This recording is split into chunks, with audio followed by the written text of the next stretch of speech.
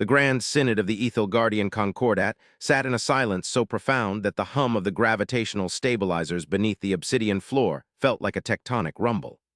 This was not the silence of peace, nor the meditative quiet of the scholar priests who tended the archives of the core worlds. It was the suffocating, heavy silence of predator species realizing, for the first time in 10,000 orbital cycles, that they might be prey.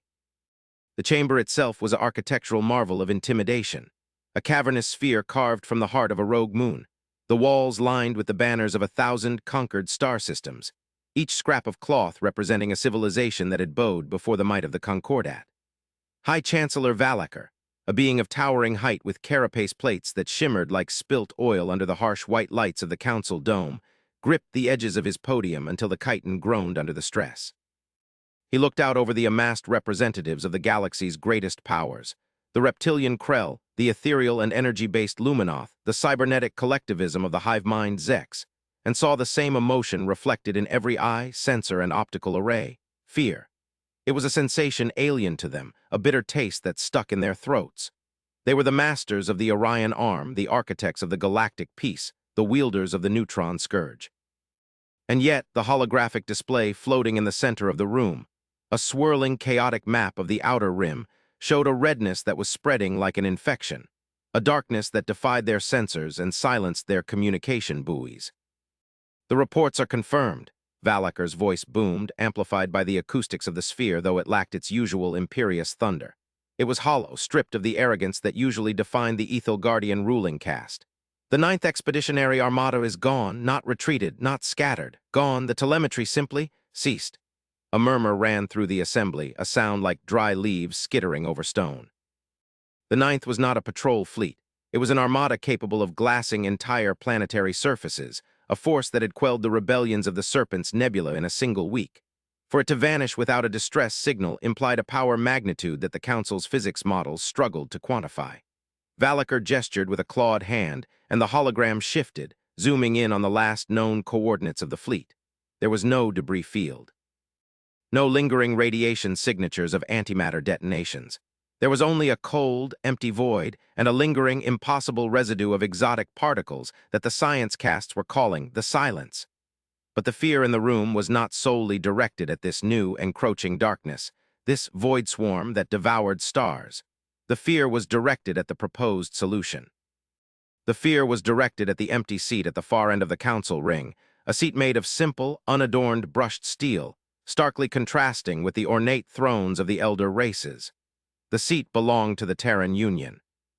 "We cannot ask them," hissed Sub-Overlord Xylas of the Krell, his forked tongue flicking nervously, tasting the chemical pheromones of anxiety in the air. "To invoke the Terrans is to invite a chaos we cannot control. We have monitored their expansion. We have seen their erraticism. They are young. They are volatile. They speak of peace, yet their history is a tapestry of blood so vibrant it sickens even the warrior castes of Krell." Xylas slammed a fist onto his console. "And their so-called Oblivion's blaze? It is a myth, a psychological warfare tactic designed to inflate their standing. No species barely 3 centuries past their industrial age could harness the energies required to tear the fabric of subspace. It is a bluff. If we rely on them and they fail, or worse, if the weapon is real and they turn it upon us in their primitive rage, we are undone." The debate raged, a storm of accusations and counterarguments, but beneath the bluster lay the undeniable truth that the Concordat was desperate. They had thrown their best ships, their most potent psionics, and their most advanced singularities at the Void Swarm, and the enemy had simply absorbed the energy and moved forward. The enemy was not fighting a war, it was eating. It was a force of entropy given form, and against entropy, conventional empires were nothing but dust waiting to settle. Valacher watched the empty steel chair. He remembered the first time humanity had presented itself to the Council. They had not come with a massive fleet of dreadnoughts to demand territory. They had arrived in a single, unarmed diplomatic courier, broadcasting music and mathematical theorems. They had asked for nothing but the right to navigate the trade lanes and exchange cultural data. The Concordat had laughed, granting them the rights with the condescension of a parent handing a toy to a child. But as the decades passed, the reports from the surveillance networks grew stranger. Human ships didn't use hyperlanes. They skimmed the event horizons of black holes to slingshot across sectors. Their terraforming projects didn't just alter atmospheres, they reignited dead cores. And then came the whisper, The rumor from the fringe worlds where pirates and smugglers operated, stories of a Terran weapons system that didn't fire beams or missiles, but unleashed something else. Something that the translators struggled to interpret, resulting in the ominous designation, Oblivion's Blaze. Valacher had dismissed it as spacer superstition until the sensor logs from the Velos incident, where a rogue asteroid threatened a Terran colony, showed a spike of energy so high it momentarily blinded the long-range scanners of 3 neighboring systems. The asteroid hadn't been destroyed. It had been erased.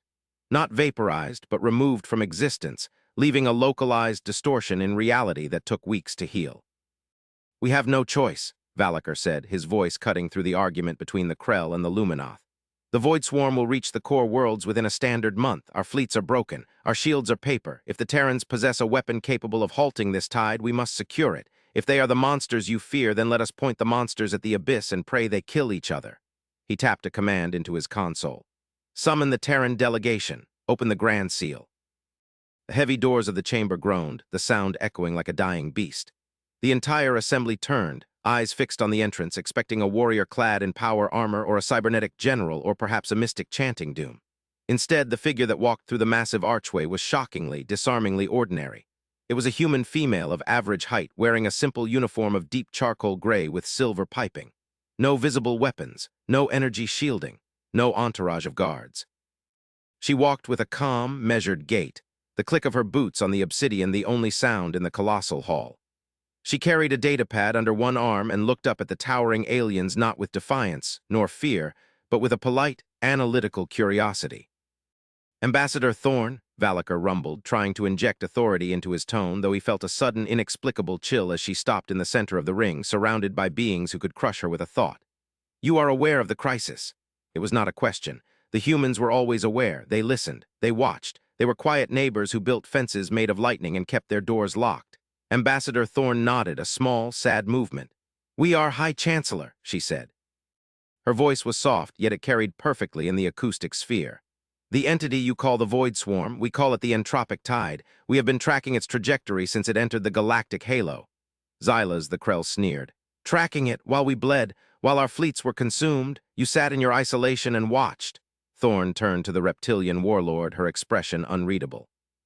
"We did not intervene because your protocols forbade unauthorized military incursion into sovereign space, sub-overlord.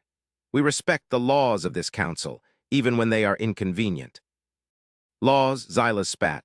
"We speak of survival, we speak of the annihilation of all sentient life, and now we demand to know the truth. The weapon, the blaze, does it exist? Can it stop this?" The chamber held its collective breath. The atmosphere grew thick with tension. Thorn looked down at her datapad, then back up at the circling tiers of the council. When she spoke, her voice dropped an octave, becoming grave. "It exists." The confirmation hit the room like a physical blow. "But it is not a weapon in the way you understand weapons. It is not a gun. It is not a bomb. It is a sanitation protocol, a removal of corrupted spacetime." She paused, looking at each of the High Counselors in turn. "And we are hesitant to use it, not out of cowardice, but out of precision. To unleash Oblivion's blaze is to alter the fundamental constants of the local volume. It is dangerous, it is irreversible, and the cost is high." Valacher leaned forward. "What cost could be higher than extinction? The swarm consumes stars, it leaves nothing. If you can stop it, you must." "We can stop it," Thorn said, her eyes suddenly hard like flint. "But you must understand what you are asking. You are asking us to open the furnace door. Once we do, we cannot close it until the fuel is spent. Are you prepared to witness that?" The arrogance of the council flared. They were the masters of singularity drivers and quantum torpedoes. What could these upstart apes possibly possess that was too terrible to witness? "Do not lecture us on the nature of power, human," growled. "We have ruled the stars since your ancestors were banging rocks together. Deploy the weapon, save the Concordat, or be destroyed alongside us. Those are the variables." Thorn looked at him for a long moment, a look of profound pity that unsettled Valacher more than any threat. "Very well," she whispered. "We will deploy, but remember, High Chancellor, you asked for the fire." She tapped her comms link. "Command, this is Thorn, authorization 00 Alpha. The Council has requested the blaze." "Initiate protocol, Sun Eater." The transmission ended, and for a moment nothing happened. The Council members glanced at each other, confusion mixing with their fear. Had she failed? Was it a bluff? Then the sensors screaming from the perimeter of the system began to wail. It wasn't the enemy. It was the arrival of the Terran fleet, but it wasn't a fleet in the traditional sense. There were no thousands of fighters, no sprawling formations of cruisers. Space tore open, not with the smooth blue swirl of a hyperdrive, but with a violent, jagged tier of crimson and gold, and a single structure emerged. It was colossal, a monolithic ring of dark metal that dwarfed the Council's station, orbiting a captive, artificial singularity that pulsed with a rhythmic, terrified heartbeat. It was ugly, industrial, and radiated a sense of menace that made the air in the Council chamber taste like copper. "This is the Hephaestus," Thorne said, her voice devoid of pride. "It is the focusing lens." The holographic map shifted. The void swarm was approaching the outer markers of the system, a cloud of darkness that blotted out the starfield, millions of biomechanical ships moving as one hungry organism. The alien fleets, the remnants of the Concordat's defense, were pulling back, fleeing the onslaught. "Targeting parameters locked," Thorne said, watching the hologram. "The swarm is concentrated. They sense the energy signature of the Hephaestus. They are drawn to it, like moths." Valacher watched the screen. "It is just one ship, one station. The swarm will overwhelm it in seconds." Thorne shook her head. "No, they won't get close enough." On the screen, the dark ring began to spin. The artificial singularity in its center began to brighten, shifting from black to violet, then to a blinding, searing white. The station wasn't firing a beam, it was venting. It was opening a pathway to a dimension of pure, unadulterated thermal energy, a layer of subspace where the laws of thermodynamics were inverted. "Oblivion's blaze," Thorne murmured, "is not created, it is borrowed." The visual feed from the outer sensors went white. The Council chamber shook violently, shields straining to compensate for a gravitational wave that rippled through the entire system. When the filters adjusted, the view on the main screen defied description. A cone of destruction, light years long, had erupted from the Hephaestus. It was a torrent of golden fire, a river of plasma so hot and so dense that it didn't just burn matter. It incinerated the vacuum itself. The darkness of the void swarm didn't explode. It vanished. The millions of bioships, the grand consuming entity that had terrorized the galaxy, simply ceased to exist as the golden torrent washed over them. The fire expanded, a tidal wave of celestial wrath, pushing back the darkness, illuminating the darkest corners of the system with the light of 1,000 supernovas. The silence in the Council chamber was absolute. The alien leaders stood frozen, their minds unable to process the scale of the energy release. This was not war. This was divinity. This was the power of a star god harnessed by biological hands.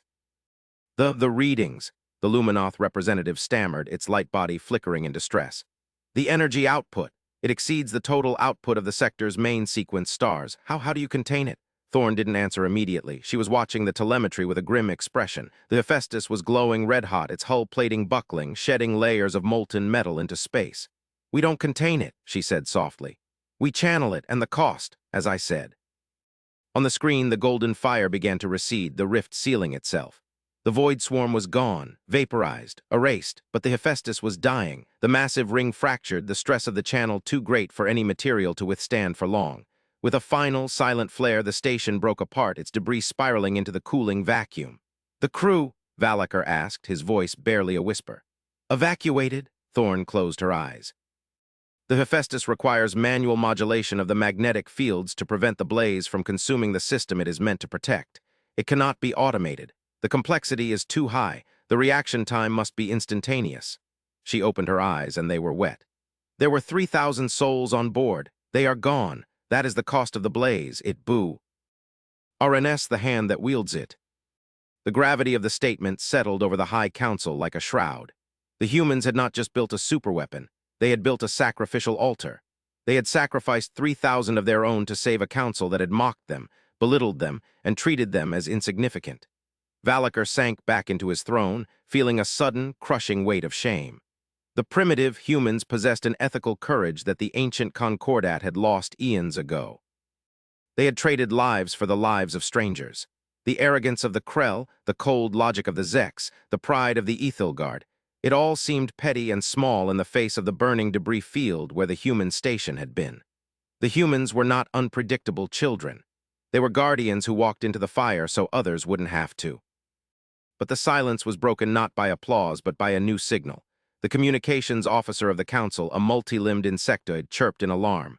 "High Chancellor, a signal. It is emanating from the coordinates where the swarm was destroyed. It is not the swarm." Valacher looked at the display. "What is it? Residual energy?" No, the officer replied, typing frantically. It is a transmission directed at the Terrans. It is ancient. Thorne stepped forward, her sadness replaced by a sharp, intense focus. Put it on the main speakers, she commanded. The officer obeyed without hesitation. The room filled with a sound that was not speech but a complex, harmonious resonance, like the chiming of crystal bells mixed with the roar of an ocean. It was beautiful and terrifying. Translation? Valacher demanded. Thorne looked at the datapad, her fingers flying across the interface. It's not a language, she said, her voice trembling slightly. It's a recognition code. She looked up, her face pale. The Void Swarm, it wasn't an invasion, it was a probe, a test. The room erupted in confusion. A test, Xylas roared. It destroyed 12 systems. A stress test, Thorne corrected, her mind racing. To see if the galaxy possessed the capability to defend itself against. What comes next?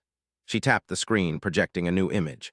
The golden fire of the blaze had not just destroyed the swarm, it had illuminated the space beyond the galactic rim, the deep, dark void between galaxies, and there in the deep dark something was moving, something so large it blocked out the light of distant galaxies. The blaze is a beacon, Thorne realized, speaking more to herself than the Council. Our ancestors, or whoever left the technology we reverse-engineered. They didn't design it just to kill, they designed it to signal. The fire tells them we are here, we are awake, we are ready. Valacher stood up, his legs shaking.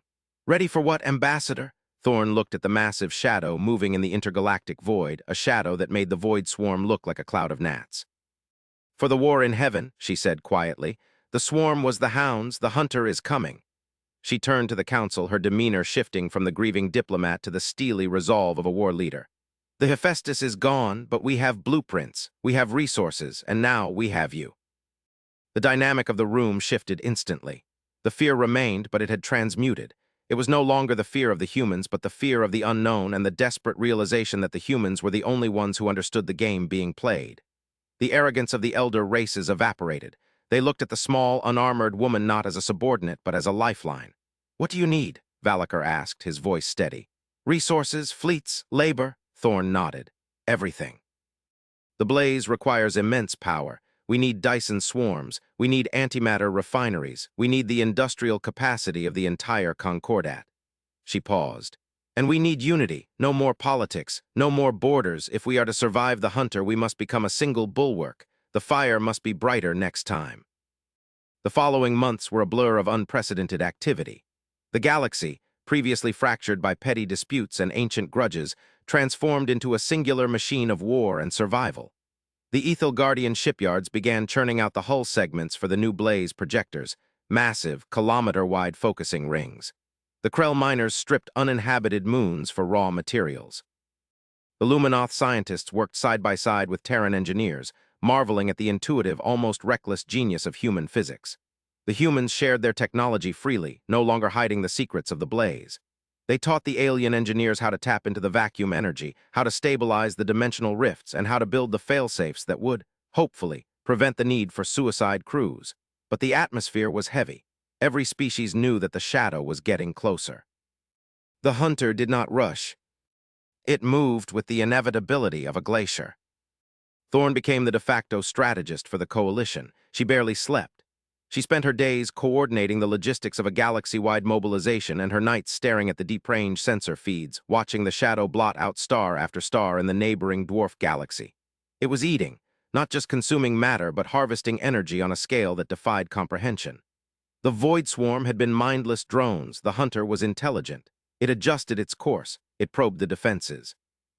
And it was coming straight for the signal the Hephaestus had sent.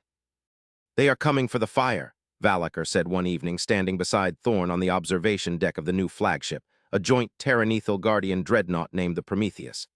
They are drawn to high-energy civilizations. By lighting the blaze, we painted a target on our backs. Thorne nodded, her eyes rimmed with red.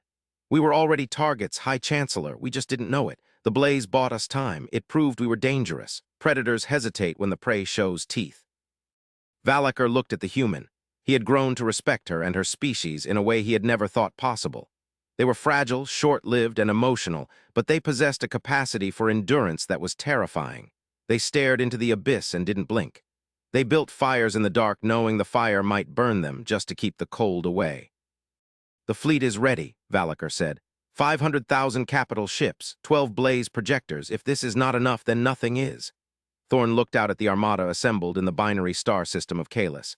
It was the greatest gathering of military might in galactic history. Ships of every shape and design, spiky Krell cruisers, sleek Ethel Guardian destroyers, blocky Terran carriers, floating in formation. It won't be a battle, Thorn said softly. It will be a collision of eras. The old night against the new day. The arrival of the hunter was not announced by sensors. It was felt. A psychic scream rippled through the minds of every telepathic species in the fleet, a wave of hunger and malice so potent that thousands of Luminoth simply dissipated into light, unable to hold their forms. Real space groaned. The stars of the Kalis system seemed to dim. And then it emerged. It was not a ship. It was a biomechanical moon, a sphere of writhing black metal and flesh, surrounded by a cloud of millions of interceptors. It was the size of a planetoid, and its surface bristled with weapons that defied classification: gravity whips, entropy beams, reality-phasing missiles. "All ships engage," Valaker commanded, his voice booming across the fleet comms. "For the Concordat, for the Union, for the living." The battle was joined. It was a chaotic, swirling melee of light and death. Beams of green and red slashed through the void. Missiles streaked like comets. Ships exploded in silent puffs of expanding gas. The Hunter's interceptors were fast and lethal, cutting through the Concordat's shields with terrifying ease, but the Allies held the line. The Krell pilots flew with suicidal bravery, ramming their ships into the enemy swarms. The Ethel Guardian dreadnoughts laid down walls of suppression fire.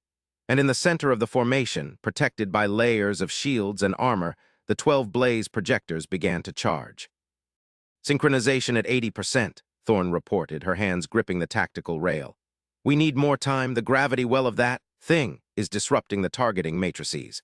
The Prometheus shuddered as a beam from the Hunter grazed its shields. "We cannot hold them indefinitely," Valaker shouted over the din of damage alarms. "The flank is collapsing." "Hold the line," Thorn yelled back, her voice cracking. "We need full power. If we fire prematurely, the beam will disperse. It has to be a concentrated strike." Suddenly, the Hunter shifted its focus. It ignored the swarming fleets and turned its massive primary weapon toward the blaze projectors. It knew, it understood the threat. A beam of darkness, pure void energy, lashed out, striking one of the projectors. The massive ring crumpled like tin foil, its reactor going critical and vaporizing the surrounding escort ships. "Projector 4 is down," a tech screamed. "Projector 7 is taking heavy fire." "Now," Thorn screamed. "Fire with what we have. Link the remaining projectors. Initiate the blaze." The order went out. The 11 remaining rings spun up to maximum velocity. The singularities at their centers screamed, tearing open the wounds in reality. But instead of firing individual beams, the humans did something the Hunter did not expect.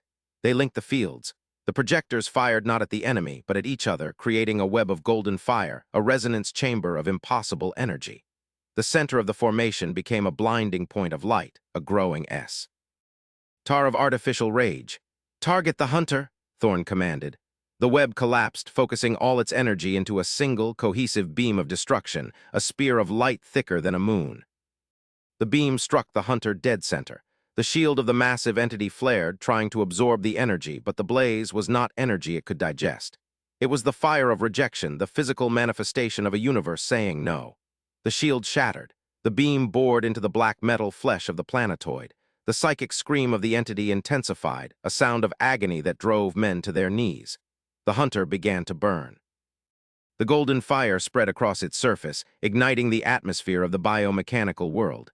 It wasn't just destroying the surface, it was unmaking the core. With a final, blinding flash that overloaded the optical sensors of half the fleet, the Hunter detonated. The shockwave was a ripple of pure kinetic force, tossing battleships aside like toys. Silence returned to the Kalis system. The debris of the Hunter rained down, burning up in the stars' coronas. The Allied fleet was battered, broken, bleeding, but alive. The shadow was gone. The hunger was satiated by fire. Valaker stood up, brushing debris from his carapace. He looked at Thorn. She was slumped over the console, exhausted but breathing. "We did it," he whispered, disbelieving. "We killed a god." Thorn looked up, her eyes hauntingly old. "We killed a scout, Valaker. But we proved we can kill them. That changes everything." The aftermath of the Battle of Kalis changed the galaxy forever. The Concordat was dissolved, replaced by the Galactic Aegis, a unified government with a council of all species. The humans were no longer the mysterious newcomers, they were the shield bearers. The Blaze technology was refined, safer, integrated into the defense networks of every major system. But the true change was philosophical. The aliens had looked into the fire and seen the human soul, a paradox of destruction and preservation, of terrifying power and humble sacrifice. Years later, on the anniversary of the victory, Valacher, now retired and graying, visited the memorial on Terra. It was a simple garden, quiet and green, overlooking the ocean. In the center stood a monument, a ring of black metal, a piece of the original Hephaestus. He found Thorn there, sitting on a bench, watching the waves. She was older, frail, the toll of the Blaze's psychic resonance having shortened her life. "They fear us still," Valacher said, sitting beside her. "Even now, with peace. They look at your ships and they see the fire." Thorn smiled, a gentle expression. "Fear is a survival mechanism, Valacher. It keeps them alert, but it's not fear of conquest anymore. It's the fear of the torchbearer." "And the hunter?" Valacher asked, looking up at the sky. "Are there more?" "Always," Thorn replied. "The universe is dark and full of things that eat light, but that is why we are here." She tapped the metal of the bench. "Humanity is not the strongest, we are not the fastest, we are not the wisest, but we are the ones who are willing to burn to keep the others warm." Valacher nodded, understanding finally the essence of the species that had saved them all. "Oblivion's blaze," he mused. "A terrible name for such a noble light." "It's an accurate name," Thorn said, her gaze drifting to the horizon where the sun was setting, painting the water in hues of gold and crimson, reminiscent of the fire that had saved the galaxy. "Because for the enemy it is oblivion, but for us it's just the hearth fire, and we will keep it lit, Valacher, no matter how dark the night gets." The wind blew through the garden, carrying the scent of salt and blooming jasmine. The galaxy turned, vast and indifferent, but on a small blue world, and in the hearts of 1,000 species, a flame burned that would not be extinguished. The strongest fleets still feared the human fire, yes. But they also prayed every night that if the darkness ever returned, the humans would be there to strike the match. The terrifying paradox of humanity was now the galaxy's greatest hope. The capacity for absolute destruction, tethered to an unwavering, sacrificial love for life. And in that balance, the future was secure. The blaze was not the end. It was the beginning. As Valacher walked away, leaving the old admiral to her thoughts, he looked up at the first stars appearing in the twilight. He no longer saw them as cold, distant lights. He saw them as campfires in a vast wilderness, and he knew that as long as humanity stood watch, the fire would never go out. The dreadnoughts of the Aegis patrolled the void, their engines humming with the same energy that had torn the sky, a constant reminder of the day the galaxy stopped running and started fighting. The silence of the void was no longer a threat. It was a canvas, waiting for the next spark of human defiance to paint it gold. The twist, however, why not in the battle one, but in the data retrieved from the wreckage of the Hunter? It had taken cycles to decrypt, hidden from the public to prevent panic. Thorn knew. Valacher knew. The Hunter had not been invading, it had been fleeing. The logs showed a trajectory from a galaxy billions of light years away, a galaxy that had gone completely dark. The Hunter, a predator in this galaxy, was prey in its own. Whatever had consumed its home was still out there, moving through the intergalactic void. But Thorn wasn't afraid. She had seen what unity could do. She had seen the blaze. And she knew that when the greater darkness arrived, it would not find a scattered, frightened galaxy. It would find a fortress. It would find a billion worlds standing shoulder to shoulder, holding the line. It would find humanity, smiling that calm, terrifying smile, hand hovering over the lever of the furnace, ready to unleash oblivion once more. The universe was dark, yes, but humanity was the match. And matches were made to burn.